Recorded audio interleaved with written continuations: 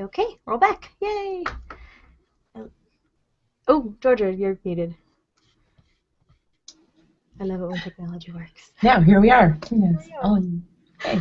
Hi, everyone. Welcome to this week's Learning Space. I am your co-host, Nicole Gugliucci, with the CosmoQuest project, and my co-host through the wall, Georgia Bracey, is with us. Hi, everybody. Hi. If you've been following our Twitter feeds and things, I've just returned from Balticon, so a little bit tired, but don't seem to have the con crud yet, which is lovely. We are going to be discussing a topic brought up in a previous show by a commenter, and it wasn't necessarily something we could expand upon in that show, and so I decided we'd have a whole show about it. So they asked what teachers should do to deal with classroom situations around questions of, say, creationism, things that are controversial, and I'm using scare quotes, controversial scientific topics, or at least topics about science that will come up in the classroom, in the science classroom, that may be controversial to some people. And so I've invited Josh Rosenau to join us. Hello. Hello, thanks for having me. Yay, I'm excited. I was on a panel with you at DragonCon last year? Yeah, a couple years back. Couple years back, yeah, and I was like token astronomer person, and I was just in awe of you and Eugenie Scott, so it was fun. So I brought you on to help us talk about that. A few particulars, first of all. If you would like to join the discussion, you can do so using the Q&A app. We will be watching that for comments. If you're watching this on YouTube, if you're watching this embedded somewhere, which I forgot to do on the CosmoQuest page, if you are watching this on Google+, you can click on the little thing on the screen that says Join the Conversation. Go to the Q&A app. And I see we've got a bunch of hellos from people, from Guido, from Atsuran, hello. Michael Jobin, hello. Guido says everyone seems to have survived Balticon. I'll let you know. We've survived in one way or another. Nancy Graziano, who was at Balticon, super helping us out at the table. So thank you, Nancy. Excellent. Hey, everybody. Yes.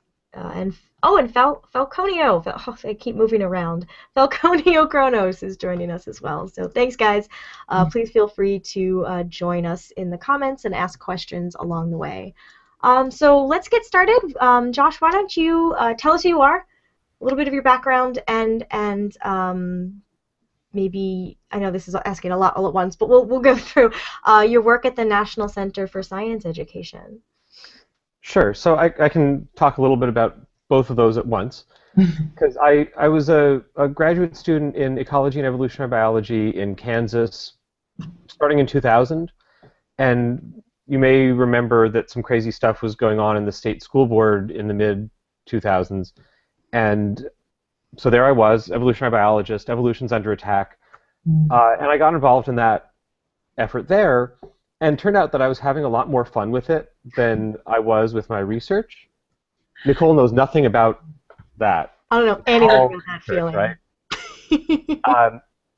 And so, a position opened up at NCSE to do what I had been doing for fun and actually get paid for it. So I was like, yay. Nice. Excellent. And so what we do is a lot of, it's working with teachers, it's working with parents, communities, when there's a problem in schools, helping them make sure that evolution is taught, that climate change is taught, that these topics that are politically controversial, that certainly in society we spend a lot of time debating, but that are not scientifically controversial, that they're taught accurately, that science is taught as science. Yeah. Tell more about the fun part, because to me what you do, it seems like there's a lot of conflict, right? There's a lot of debate, and what do you, obviously, you sort of get a lot out of that, and what do you really find that draws you to that and made you make that move? I mean, part of it is just, there's the adrenaline of being in a little bit of a scuffle, but it's also the parents or the teachers who call us and say, a teacher who calls and says, I'm teaching evolution and I'm getting parents coming in and complaining, what do I do?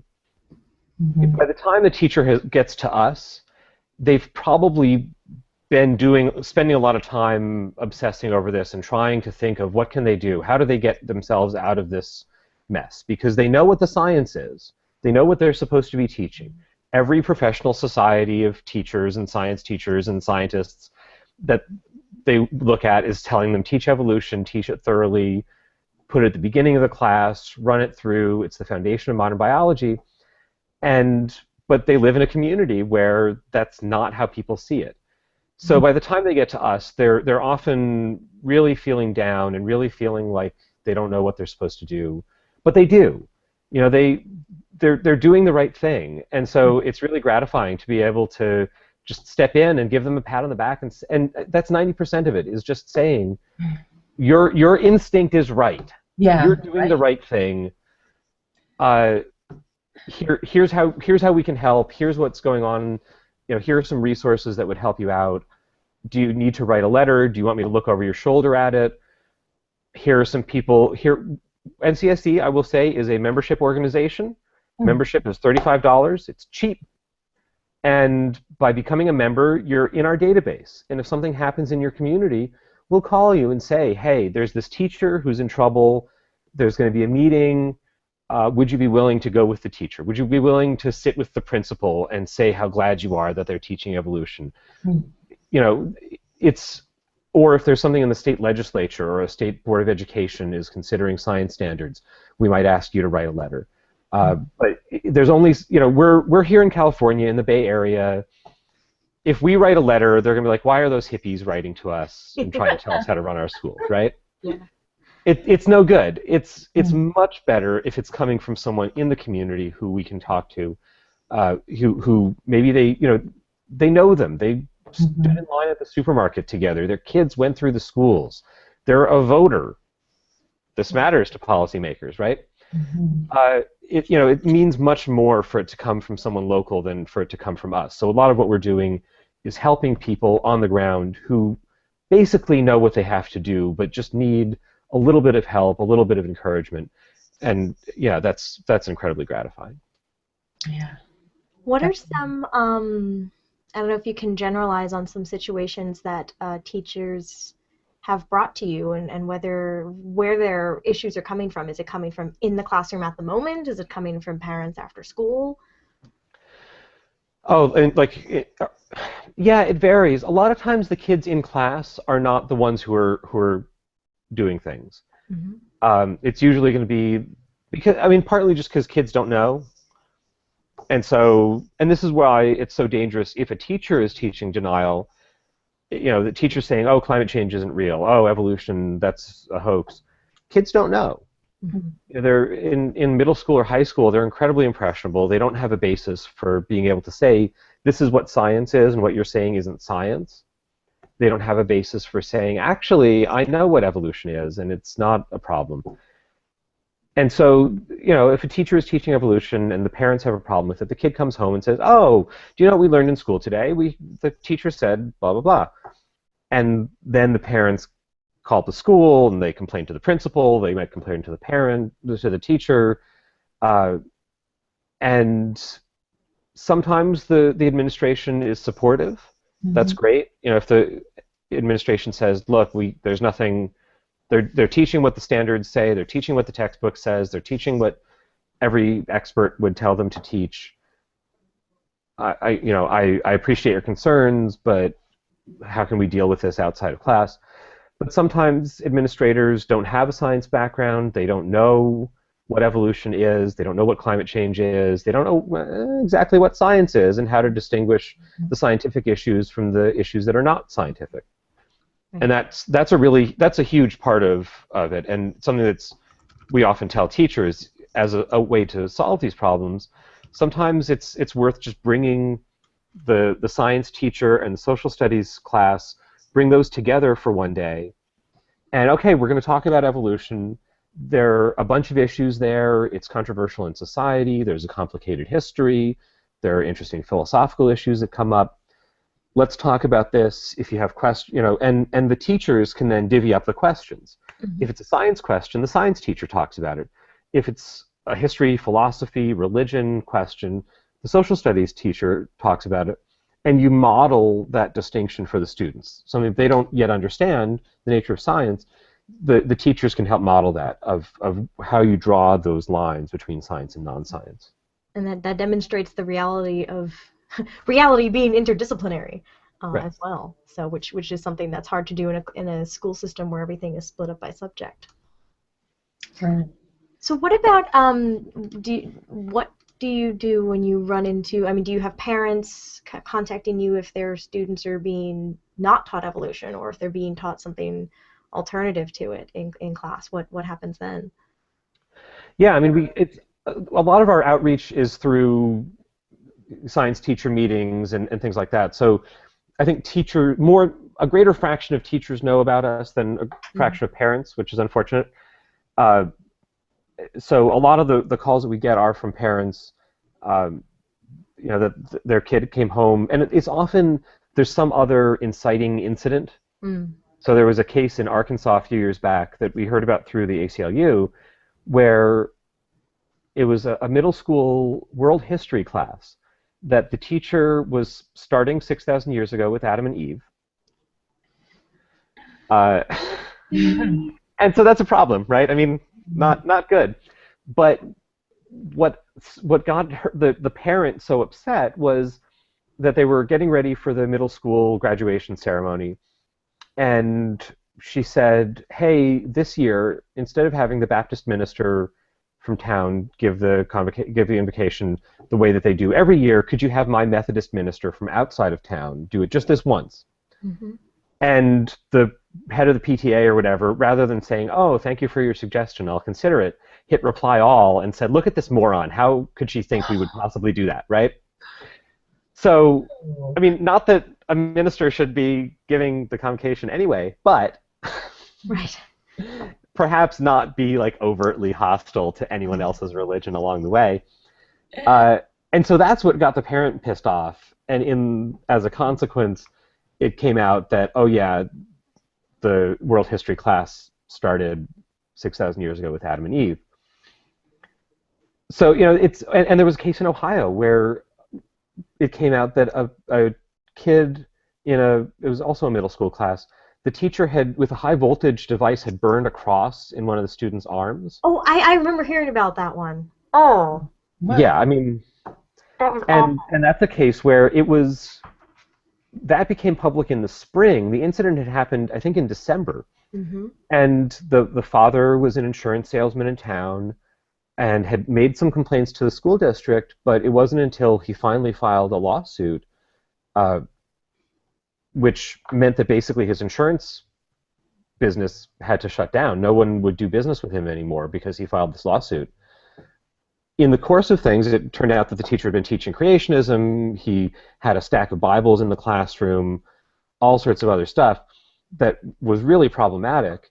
But the fear of that retaliation, of what happened, of the ostracism by the community, made him not want to come forward for as long as they did. So the natural response, if someone burns a cross in your kid's arm, right, is to grab a baseball bat and head down there and have some conversations. But it's hard. And so when people, that's why I say when people come to us, they've been doing a lot of research on it, they've been thinking about it a lot, and they really just need someone to hold their hand and say that they're doing the right thing, and talk to them about a way to resolve these issues that doesn't blow up like that. What would you suggest? I mean, many parents may not have a scientific background, but they want to ensure that their kids are getting a good scientific background. How would you suggest they deal with a teacher who's not being entirely scientific in the classroom? Like, how do you help your kid, your student, learn and deal with that? I think part of it is certainly meeting with the teacher, talking to them, just putting the concerns on the table. And even if, sometimes people don't know what's happening, I think every parent on back to school night at the beginning of the year or at parent-teacher conferences should should say to the science teacher, "I think evolution is really important. I think climate change is really important. I hope you're teaching it." Because I don't think teachers are hearing that. I think that they know that it's a politicized issue on the other side, that there's a lot of intensity from people who don't want these things taught. I think if every parent who wanted these things taught just said, I support you in teaching these things. I think that would make a huge difference. And if they know that something bad is happening, I think the first step should be a very polite, very honest, very open conversation with the teacher, because a lot of times the teacher, it's not malice. It's not a deep, dark conspiracy. The teacher just got some bad information someplace, maybe thinks that this is what they have to do to avoid having people harass them. Yeah. So giving them a little nudge the other way may be enough. And things can escalate from there, and every situation is a little bit different. Sometimes a good solution is to offer, I know this scientist who studies this. Maybe would you be willing to have him or her come in and give a guest lecture? Or come in and talk with you after class and just discuss the issue, talk about the lesson plan, and talk about the current state of the science. This is, especially with climate change, where the science really is progressing pretty rapidly. If you compare the IPCC report that came out this last year, the physical basis of what we know about climate change, compare what we know now to what the IPCC report in 1997 would say. When I was in high school, right? So if that's the last time I learned about, if that's what was the basis of what I learned about climate change in high school or in college that I'm teaching now, that would be science denial that I was teaching, right? I would be saying, well, we think it's probably getting warmer. Maybe people were involved. We're not totally sure. Consequences, yeah, it could be okay. I don't know. Yeah. That's wrong, right? That's just wrong. But 10 years ago, 20 years ago, when a lot of teachers were learning about this, that's sort of where the science was. So it doesn't have to be malice. It could just be that they never had a class that covered climate change. They've picked up what they can here and there. They got some bad information.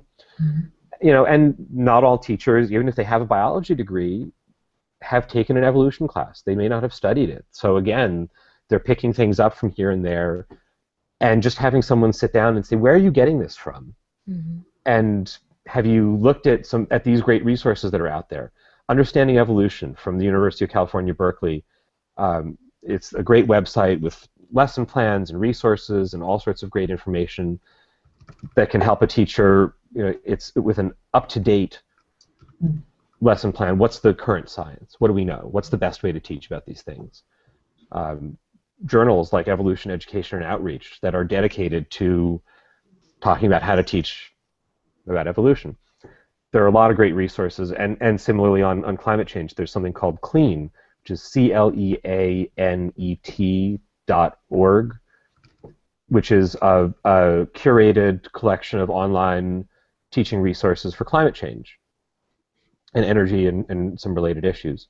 So there are great resources out there. Teachers may not have come across them. Obviously, NCSE's website, ncsc.com, all sorts of wonderful stuff there. But yeah, just connecting them, just pointing them to those things may be enough. And if that doesn't work, sometimes you might have to go to the superintendent or the science chair in the school and try to work through the bureaucracy. And that's someplace where it can be useful to give us a call at NCSE, and just because we know how bureaucracies tend to work and can get a feel for what's likely to succeed in this particular instance.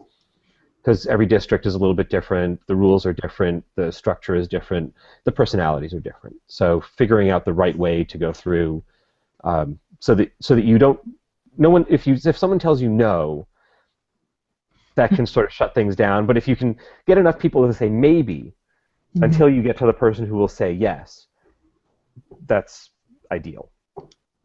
I'm sharing out those links on the event pages. Great.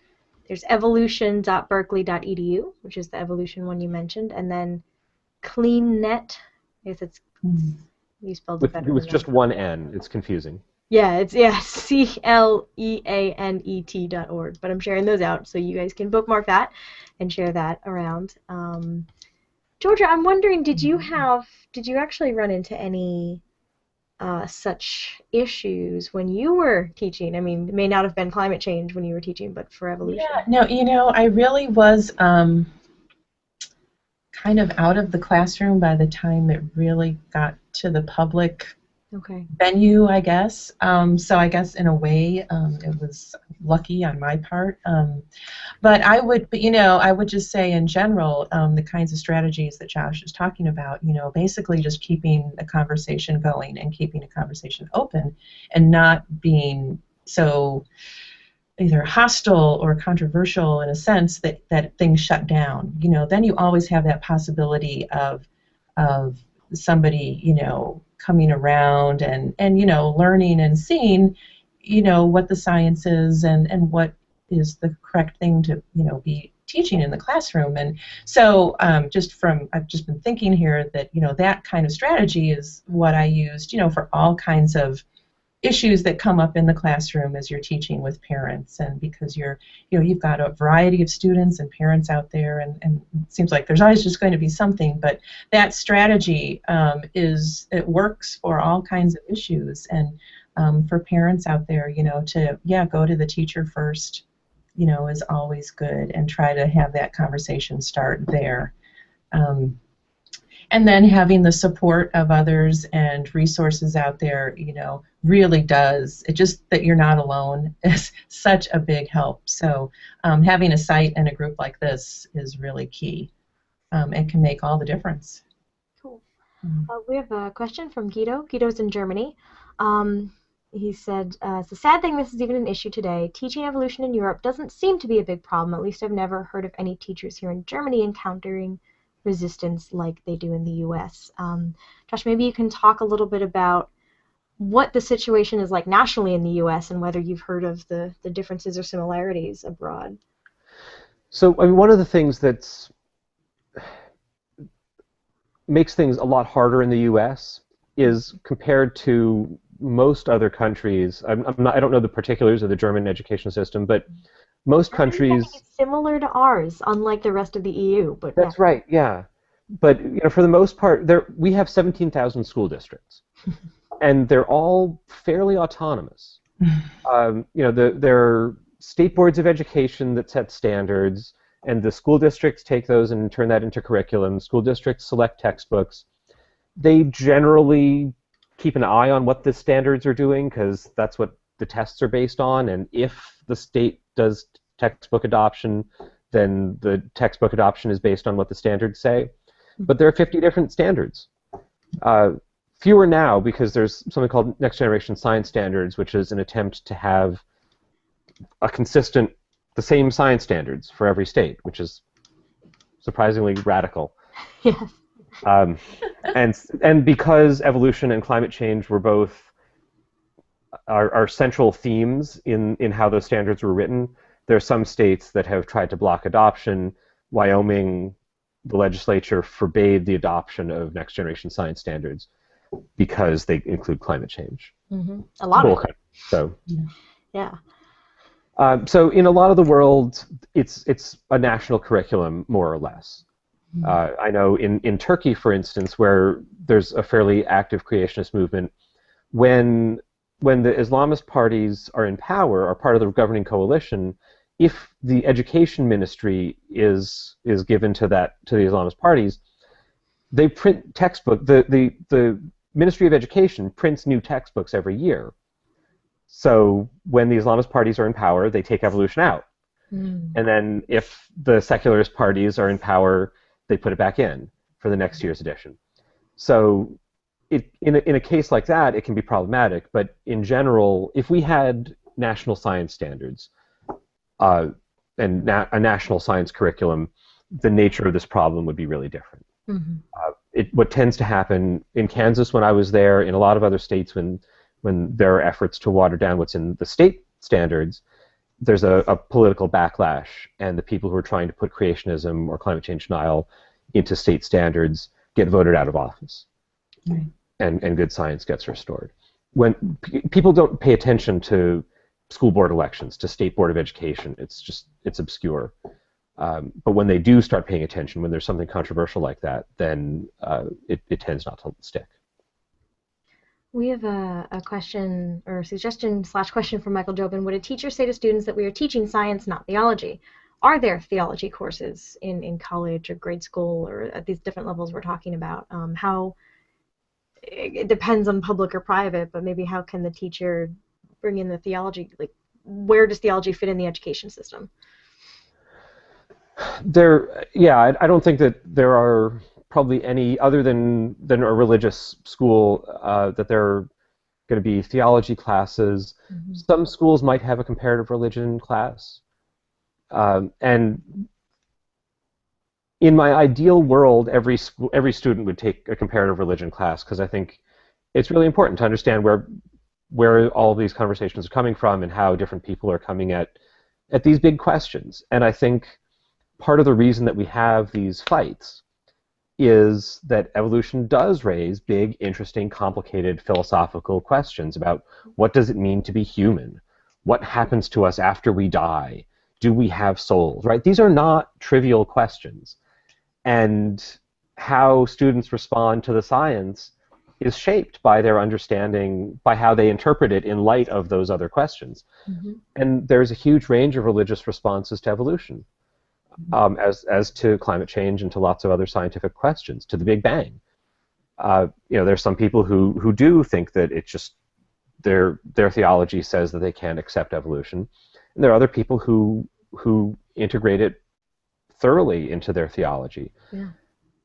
Francis Collins is the director of the National Institutes of Health, right? He's an evangelical Christian who thinks evolution is good stuff, and is the way that we're going to understanding it is how we solve cancer and how we find the next antibiotic and how we solve these critical medical issues. So yeah, there's a huge range, and understanding that I think is an important part of addressing the conflicts that we see.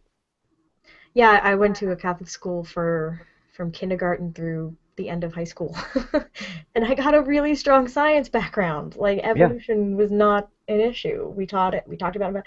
I did argue with a nun in my religion class about evolution once, but that was in a religion class. Right. It was never an issue for my biology classes. When I was in Kansas, when bad things were happening, there were people who weren't even Catholic who were talking about sending their kids to Catholic schools because they knew they would learn evolution there. Yeah, for us, where we were location-wise, my parents knew I'd get a better education there. Yeah. Oh. Yeah. Let's see, what else? The comments keep moving around in the Q&A app. So one from Nancy. Thank you. I get confused. Is that okay? So this is from Nancy Graciano. What are your feelings about those states where legislation is either proposed or already passed, which mandates teaching creationism disguised as intelligent design? So that's something you hear a lot about too, and maybe you could talk about how that kind of plays a role, intelligent design. Yeah. So intelligent design is this form of creationism that's sort of vague about the particulars. If you go to like Ken Ham's Creationism Museum, where he's got the ark and the whole thing, he's really specific about when everything was created and how and who did it, and 6 days, 6,000 years ago, there was a global flood, Noah saved all the animals, the whole thing. Intelligent design is more like, well, at some point, somehow, some sort of intelligence. We don't know exactly who. God. I'm not saying it was aliens. Right. It could be aliens. It could be fallen angels. It could be time travelers genetically engineering the past. It could be anything. We don't know. So, yeah, it's meant to get around this long history of court rulings that say you can't teach creationism. Mm-hmm. And in 2005, there was a court case where a federal judge looked at it and said, yeah, this is the same old creationism, the same rulings apply.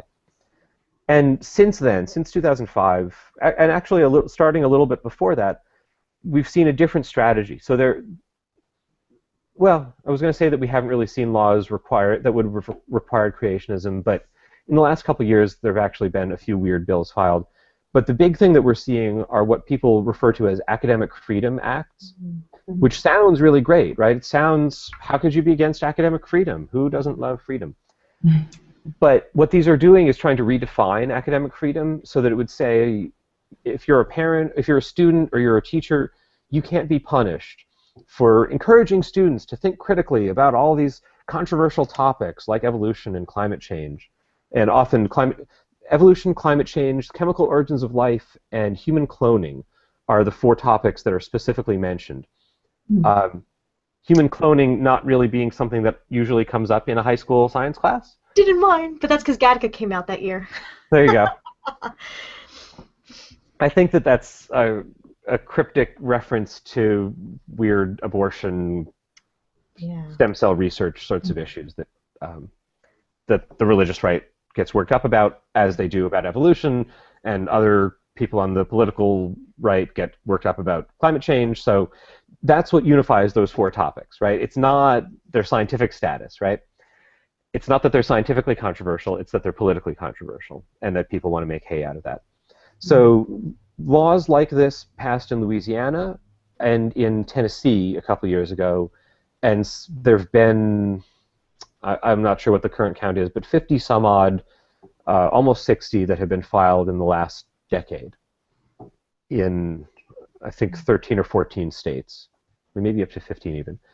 So it's something that the Discovery Institute, which is the institutional home of intelligent design creationism, has been, they developed this as model legislation that they've been shopping around, and other people in the political right and the religious right have taken it up as their issue as well.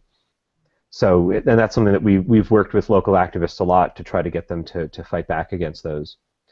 And it's something where it's hard because it's academic freedom. How can you be against that? How can you be against critical analysis? But the practical consequence is that it makes it that much harder for an administrator to say, you have to teach evolution. Right. It's in the standards, it's in the curriculum, it's in the textbook, you have to teach it. And the teacher can say, I don't want to teach it, or I'm going to teach both sides. You know? And it's just a little bit harder. It's one more barrier for an administrator or a parent who wants to say this is not okay. Well, it was creationism first, they couldn't get that passed. It was intelligent design, they couldn't get that passed. So it feels like this was the next step in ways that they could. And the arguments of intelligent design are, the arguments of creationists are fundamentally, if you look at when they were requiring equal time laws in the 1980s, when equal time for creationism and evolution, a lot of the creationist arguments even there are negative arguments. They're attacks on evolution. Right. So the claim now is, we just want to teach critical thinking by examining both sides of evolution. But the arguments that they want to present against evolution are the same old creationist objections. They just take out the "and therefore God did it." Mm-hmm. Mm-hmm. We're getting some really great comments. I don't think I'm going to be able to get through all of them. Some of them is just discussion, and we appreciate all the discussion going on.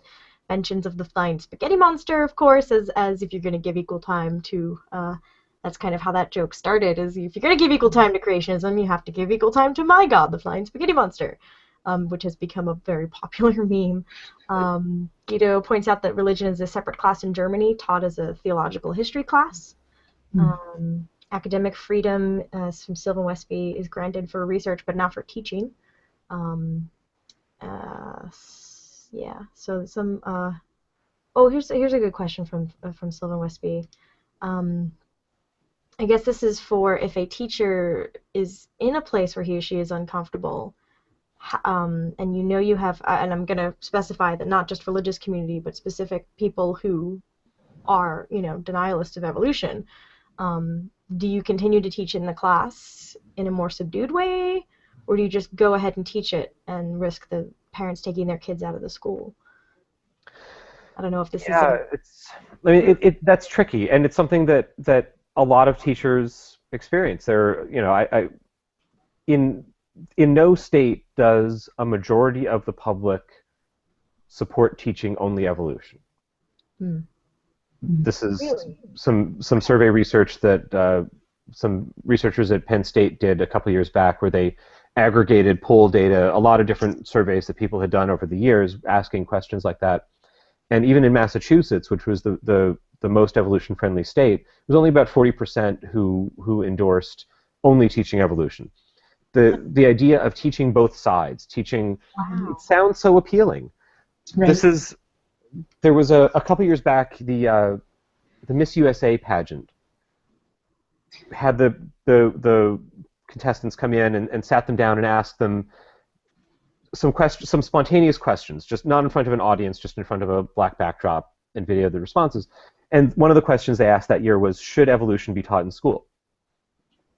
And something like 37 of them, I transcribed them for my sins. I sat there and I transcribed this video. And something like 37 of them, in the course of that, said something, made some reference. The question was, should evolution be taught in school? Not should both sides be taught, should creationism be taught, should evolution be taught? Spontaneously, 80% of them almost said something about, we should teach both sides. Wow. Well, we're teaching creationism, so we should teach evolution also. You know, it was just, it's deeply ingrained in our mindset, it's deeply ingrained in the conversation, and it appeals to the idea of fairness and all of these values that are really, they're good values. We should value fairness. We should give equal time to all points of view. The problem is that it's not about points of view, it's about evidence. It's about what is science and what's not. And that's really hard, because in the broader public discourse around these things, it's not just about science, it's about a whole bunch of other stuff. And so I think a teacher in a religious community like that, it's a really tough challenge. And certainly one of the things that people do, the question talked about, you know, should you talk about gradual change over time rather than using the word evolution? And sometimes that can be a really effective strategy, at least to start off. If you think that students have been sort of primed to think bad things when they hear the word evolution, to think bad things when they hear the word Darwin, yeah, just sort of introduce the idea.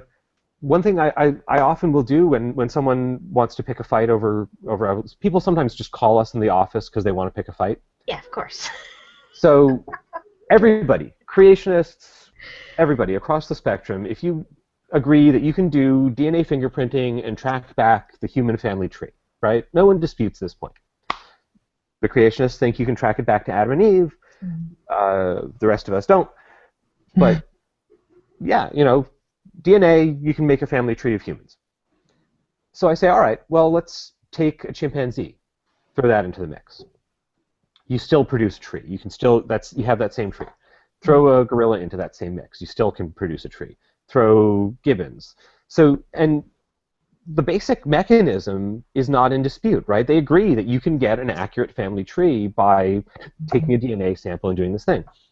So talk about it. I mean, I wouldn't use humans as the first example in this scenario, but you could take, well, we know we can do that for humans. Now let's do that for dogs. We can do that for dogs and figure out the dog breeds. Now throw in wolves. Now throw in foxes. Now throw in bears. Now throw in cats. And the basic ideas of evolution, the idea of adaptation, the idea of natural selection, the idea of a tree of life, you can develop a lot of this without using the word evolution, without talking necessarily about human evolution until you've gotten people to basically accept the idea and then say, okay, so we're talking about evolution here. The same thing works for humans. Is this so scary? Yeah. It's the implications that seem to be scary. Yeah, and a lot of people, if you say we're going to talk about evolution, they think we're going to talk about how, it means that you're going to talk about how God doesn't exist and how souls don't exist and how people are just animals, and it's, you know, it's going to be a discussion of moral philosophy and all this other stuff. And so if you just say, look, we're talking about gene frequencies and we're talking about selection and we're going to, and a lot of this is pretty obvious stuff once you get it. It was hard to figure it out the first time, but now that we know it, it's actually pretty straightforward. Right. And once you get into it, it's not that scary. And then you say, that's what evolution is. That's what we've been talking about. What did you think it was going to be? Let's talk about that. Let's air that out. Let's put it on the table. Sure. And maybe that's a good place to bring in the social studies teacher and say, you know, there are some other issues that come up around this. Let's talk about that with the social studies teacher here and distinguish the scientific issues from the other ones, and we can talk about all of them, but let's draw those distinctions. Yeah, that's a great conversation to have with the class, and I bet you could do that unpacking just with the idea of science and what is science too, because that's very interrelated to all this, as you mentioned, and sometimes people, you know, don't have a great idea of, you know, what does it mean for something to be scientific? What kind of evidence is scientific evidence? It's not just, like people's opinions, like say. So having that sort of conversation so that people are really sure of what we're talking about when we say science, and this is scientifically accurate, just like, and maybe not so scary, and with all the negative implications that sometimes people come to the table with about that word too. So just getting all that out there. Yeah, and to start the nature of science conversation with something that's not as contentious either. You use an example of something that's not science, that everybody agrees is not science, that or a case where the phlogiston or the celestial ether, something that, or phrenology, that nobody takes seriously now, but that was taken seriously at some point. And talk about how it was decided that that wasn't science, and then use that as a basis to build on.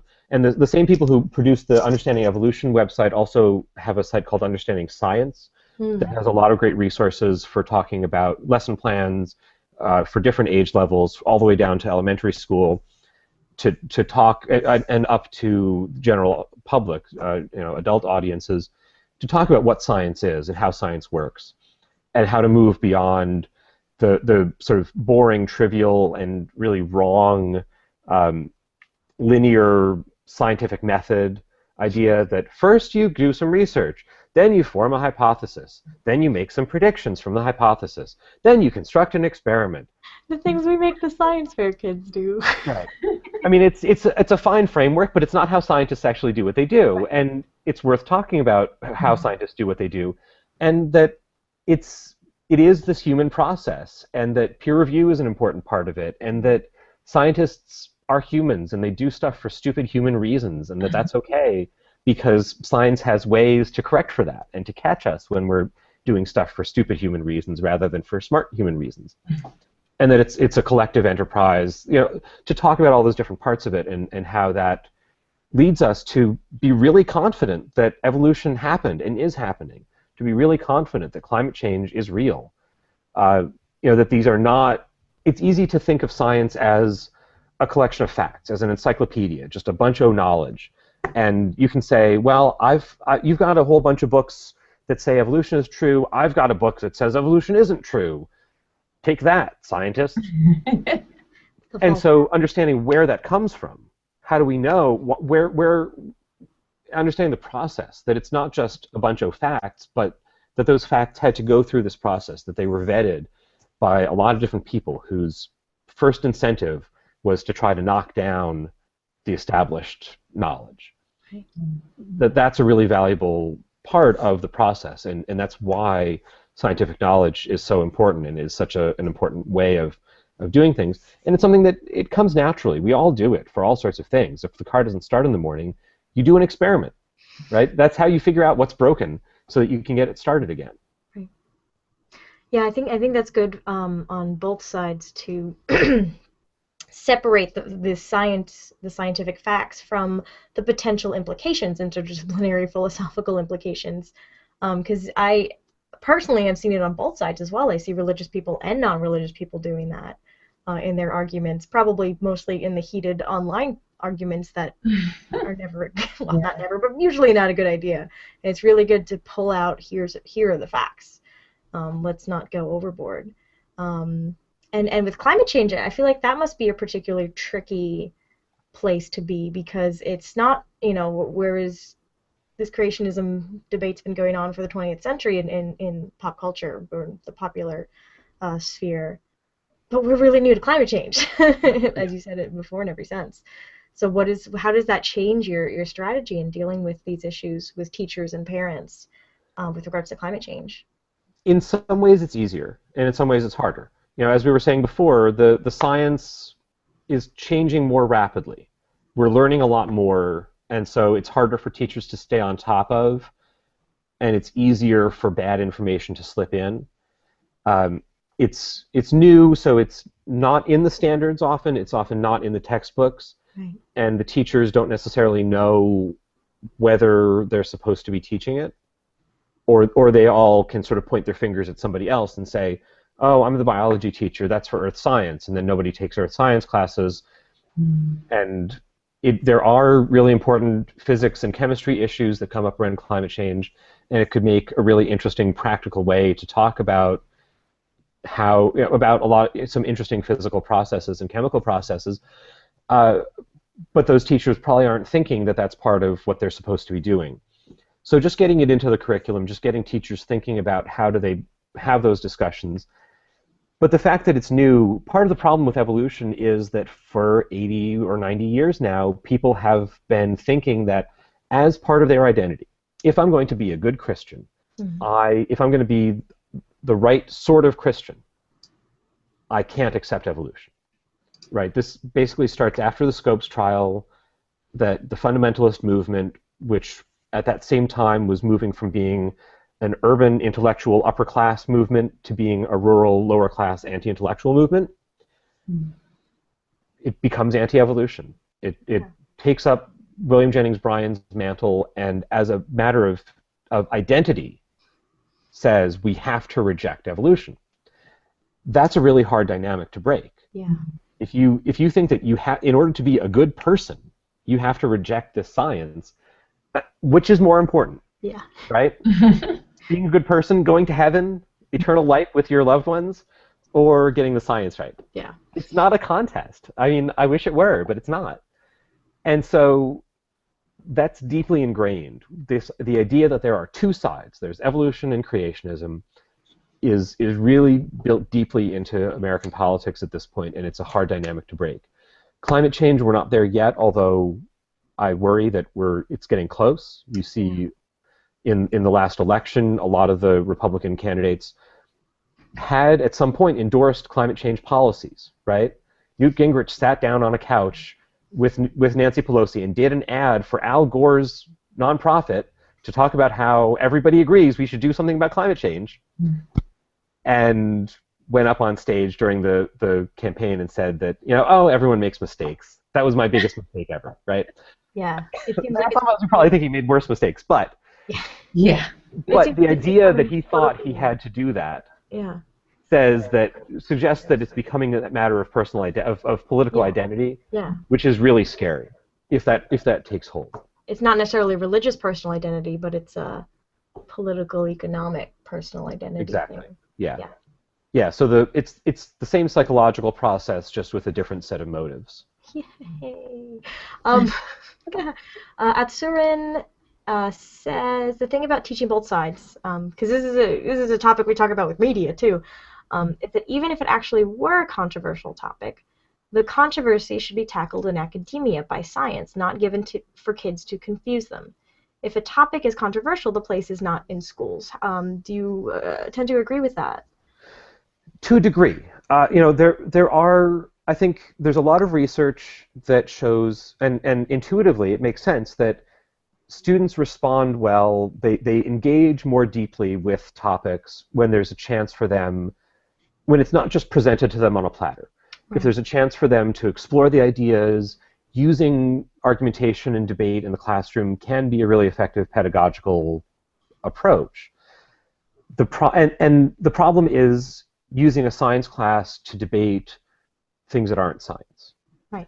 So having students do independent research and come up with their own sense of how much sea level rise we should expect by the end of this century as a result of climate change.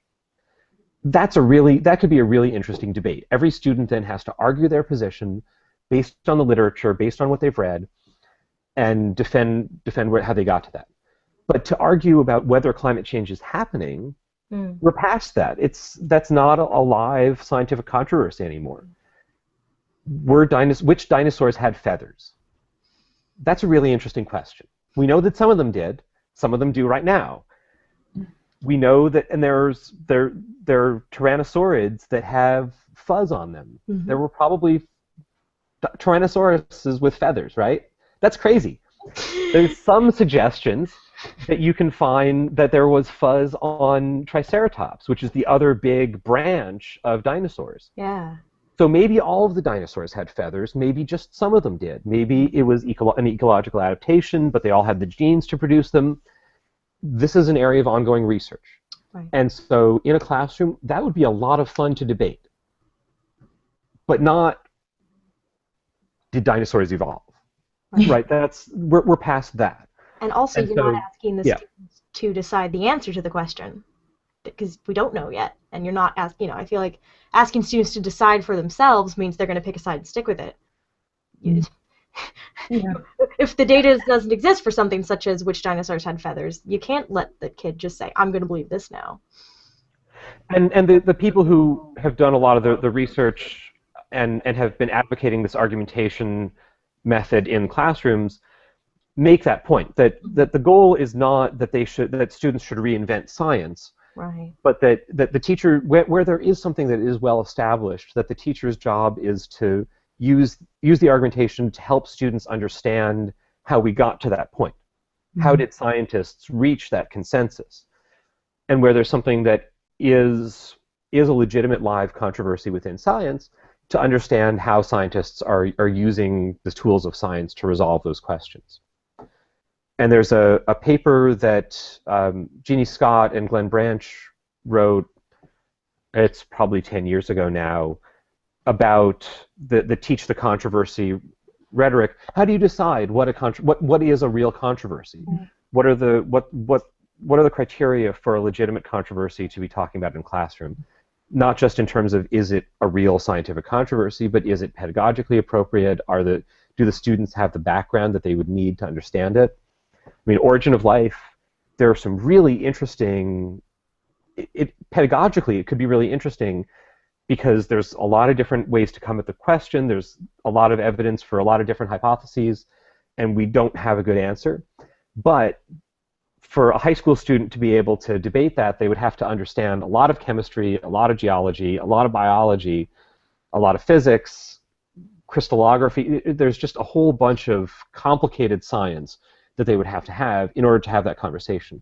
So it's not a great topic for a high school classroom, but it could be interesting as an introductory college class to get people to dive into those interesting scientific questions, and use the question of how did life get started as an entree into basic chemistry, basic geology, basic biology. Sure, yeah. We have one more question I want to get to. I know, Georgia, you have a meeting if you have to run. Oh, cool. I will. Okay. This is, again, from Nancy Graziano. She says, I'm glad my daughter has already graduated college, and I don't have to deal with this. But what recourse do scientifically literate parents have when their kids are subjected to creationism, intelligent design? I think we can add climate denial in there, climate change denial as fact. What if, worst case scenario, the teacher's teaching that and the administration's not budging? What can you do for your kid's education? Right, and Nancy's question says with no evolution to balance, but it doesn't matter if someone balances it, right? Intelligent design or other forms of creationism just don't belong in classrooms. And I mean, it's a First Amendment violation, and it's teaching kids stuff that's not right. It's not science. And teaching something as science that's not science in a science classroom is not just misinforming kids about evolution, which is a really important topic. It's teaching them something wrong about what science is and how science works. And that's going to follow them for a long time also. So, the first thing that I would always say, step 0, is contact us at NCSE, because every situation is a little bit different. We have friends who are lawyers. If it comes to that, although the hope for the most part is that it doesn't. Lawsuits are really rough and they're not fun for anyone. Sometimes they're necessary. In Dover, Pennsylvania, where that lawsuit was filed, it wound up being cathartic for the community to be able to have a judge come in and say, "You're right, you're wrong, you pay them a bunch of money, that's it." But for the most part, it's really hard to be a plaintiff, and we don't try to put anyone into those shoes. We want to resolve things quietly and behind the scenes if it's humanly possible. So we can talk people through that. But certainly starting out by having a conversation with the teacher, especially if your kids are coming back and saying, this is what we were taught, sometimes kids aren't always paying close attention in class. And I mean, What? I hate. I know. You should hear what kids tell teachers about their parents. Yeah. Oh my gosh. Not always the whole story. So it's certainly, Check it out. going to the teacher and not going in making accusations, but just saying, my kid said this, and maybe something got lost in translation here. Can you tell me more about this assignment? Yeah, that's good. Open-ended, not what the hell are you doing? Our philosophy is always that you can always escalate. You can always move up the chain of command. You can always be more aggressive. You can always threaten lawsuits. But if you go in threatening lawsuits, or if you go in saying, "Oh my God, what the hell's wrong with you? What are you doing to my child, you monster?" That's going to shut down the conversation, and it's going to be a lot harder to have any sort of open exchange, any sort of satisfactory resolution, any sort of meeting of minds. If you go in aggressively to begin with, you can always get aggressive, but once you've gotten aggressive, it's really hard to walk it back. Yeah, that's right. And we run this webinar series at NCSE, and there's one that we have, the video is archived on our website, where we talked about some of this, of what do you do if you have a conflict in your community, how do you resolve it? And Nicole, I can send you a link to that. Sure. I don't know if I have it right at my fingertips. Actually, I can pull it up pretty quick. Hold on.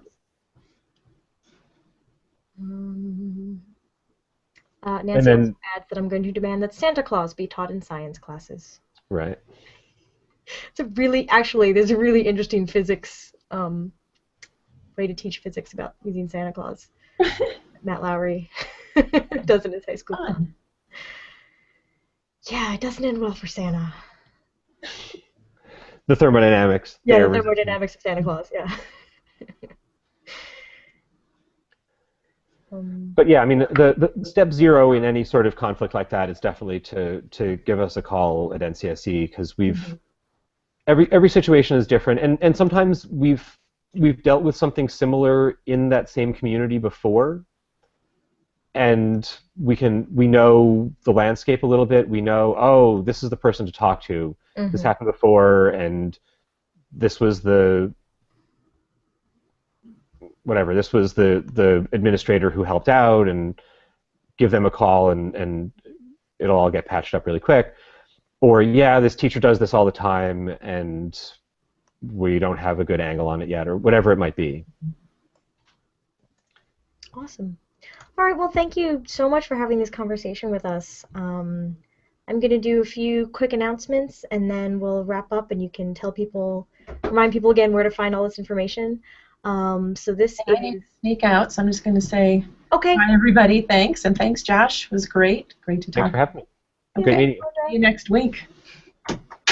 So we are at Learning Space this week. Next Friday is the weekly Space Hangout, hosted by Fraser Kane. We'll be covering the news stories of the week starting at noon Pacific. Of course, we will talk about the gamma ray burst that didn't exist. Speaking of the nature of science, if you were on the internet last night, all the astronomers went bibbly crazy because it looked like a gamma ray burst may have gone off in our nearby galaxy of Andromeda. And after several hours of follow-up and analysis, it turned out it didn't happen. It was a bump in the data. So if any of you guys saw that, you should check it out. I'm sure we'll be discussing that on Friday. Sunday night is Sunday night's the virtual star party, weather permitting, for our astronomers scattered around. They seem to be centered on the west coast of the U.S. They will be giving you live views of the night sky through their telescopes, through their webcams, through all that good stuff. That starts, I think, Sunday at 9 p.m. Pacific now, so it's a bit late for the rest of the U.S. But that'll be that one coming up. Monday, I'm gonna go. I know Pamela's on travel again, so I'm not sure what the Astronomy Cast schedule shows at the moment, but they usually do Astronomy Cast if they can at noon on Mondays, and then we come back to Wednesday and we do Learning Space. And as I pull up the schedule, we will be same time, same place. We will be talking about. Oh, actually, that one may have changed time. and date. We were originally scheduled to talk about the Challenger Learning Center, but we had to reschedule that one. So stay tuned to the schedule. We'll have something up next week for that. Josh just shared the link with me for how to respond to attacks on science education from the NCSC website. So definitely check out the NCSC website for a lot of these resources. And Josh, do you want to have any parting words of advice or resources people could use? The NCSC's website has a lot of great resources on it, and I definitely would encourage people to check that out at ncsc.com. I mentioned understanding evolution and understanding science. Mm-hmm. We're in the process of working with UCMP to create an Understanding Global Change website as well, which is going to be really exciting when it comes out, I think, next year or late this year. So, and if people are looking for good resources on debunking climate change denial or evolution, creationist claims, talkorigins.org is awesome. Mm-hmm. There's an index of creationist claims, so if someone comes at you with something weird, you can always go there. And skepticalscience.com does the same thing for climate change, and it's really great. And I'm going to have, in an hour, I'm going to be doing a webinar with John Cook from Skeptical Science and Shauna Thiel from Media Matters for America. We're going to be talking about how to debunk and respond to science denial. So there's still time to register. Where can people register? Is it on the site? Yeah, if you go to our website, you should be able to find a link somewhere. Okay, cool. Yes, so thank you for joining us, even though you were already all kinds of scheduled today. No, I'm in webinar mode, clearly. Webinar mode, okay. Awesome. Well, thank you so much, everybody, for the great discussion, the great questions. This is, of course, a really interesting and nuanced and important topic. So thank you again, Josh, for joining us and having this discussion with us. Yeah, thanks for having me, and thanks everyone for the great questions and discussion. Thank you. We'll see you guys next week. Bye.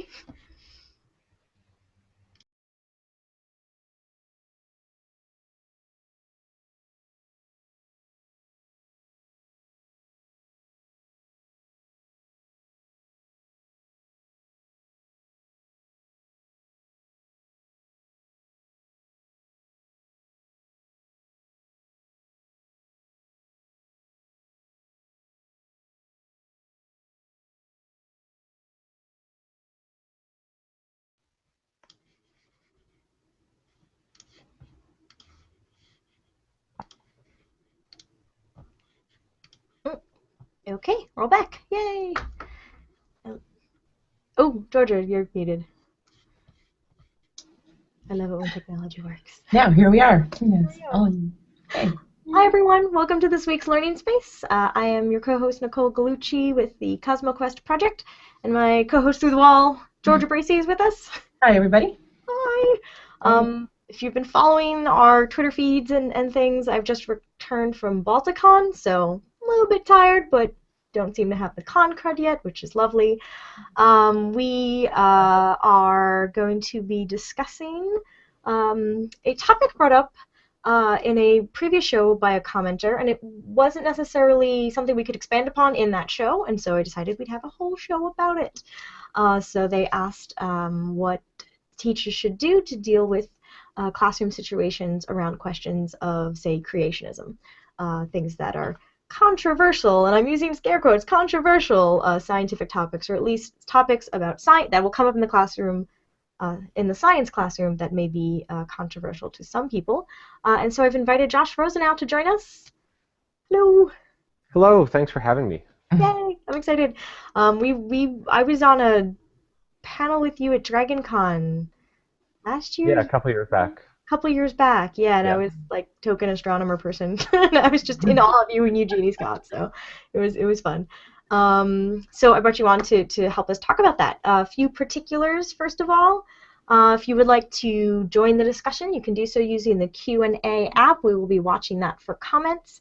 If you're watching this on YouTube, if you're watching this embedded somewhere, which I forgot to do on the CosmoQuest page, if you are watching this on Google+, you can click on the little thing on the screen that says Join the Conversation. Go to the Q&A app. And I see we've got... Just need a little bit of help, a little bit of encouragement, and yeah, that's incredibly gratifying.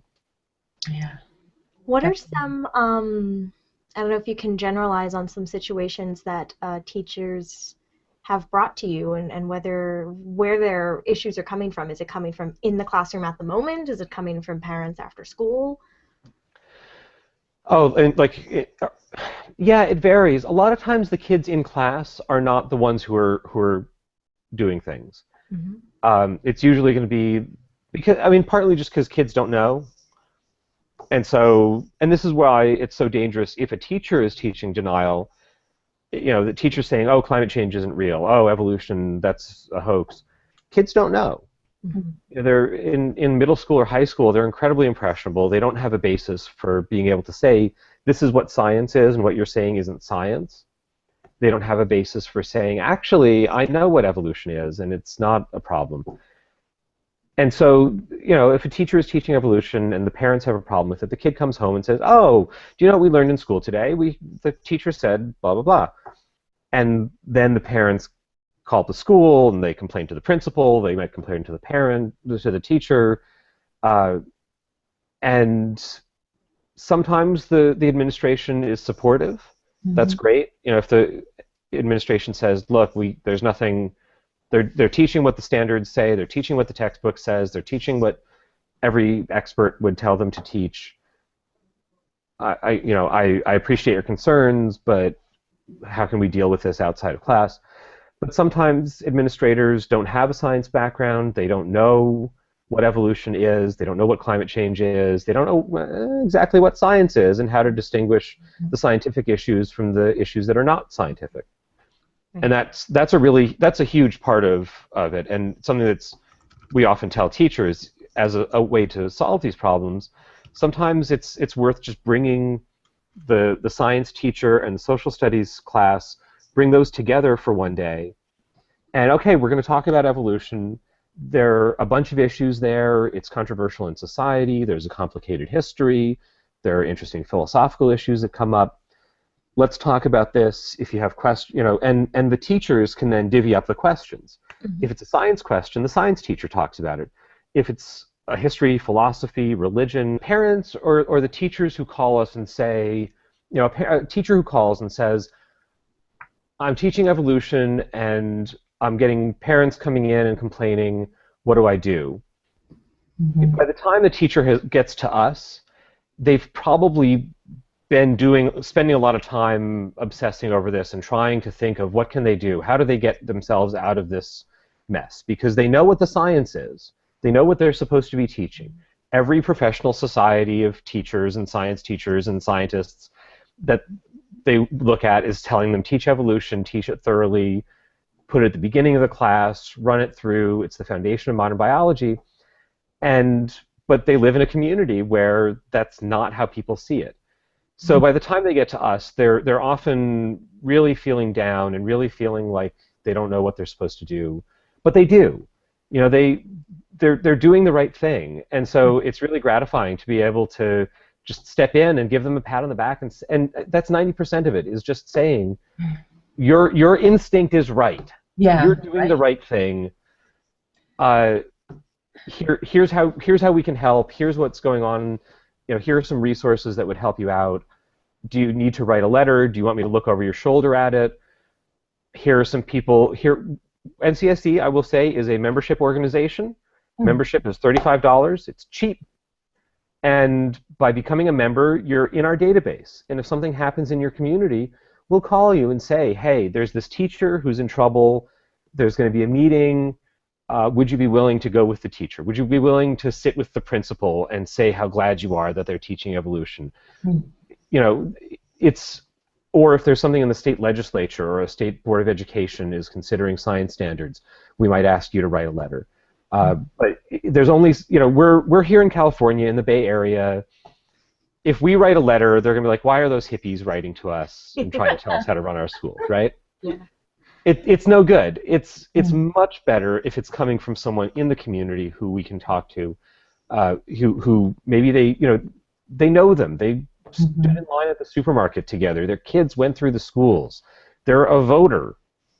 This matters to policymakers, right? Mhm. It means much more for it to come from someone local than for it to come from us. So a lot of what we're doing is helping people on the ground who basically know what they have to do, but A bunch of hellos from people, from Guido, uh, from Atsuren, hello. Michael Jobin, hello. Guido says everyone seems to have survived Balticon. I'll let you know. So fun. We've survived in one way or another. Nancy Graziano, who was at Balticon, super helping us out at the table. So thank you, Nancy. Heard. Um, Excellent. Hey, everybody. yes. And Falconio. I keep moving around. Falconio Kronos is joining us as well. So thanks, guys. Please feel free to join us in the comments and ask questions along the way. So let's get started. Josh, why don't you tell us who you are, a little bit of your background, and maybe, I know this is asking a lot all at once, but we'll go through your work at the National Center for Science Education. sure. So I can talk a little bit about both of those at once, because I was a graduate student in ecology and evolutionary biology in Kansas starting in 2000, and you may remember that some crazy stuff was going on in the state school board in the mid 2000s, and so there I was, evolutionary biologist, evolution's under attack, and I got involved in that effort there, and turned out that I was having a lot more fun with it than I was with my research. Nicole knows nothing about that. I don't know It's anything all about that research, right? feeling. And so, a position opened up at NCSE to do what I had been doing for fun and actually get paid for it. So I was like, yay. Nice.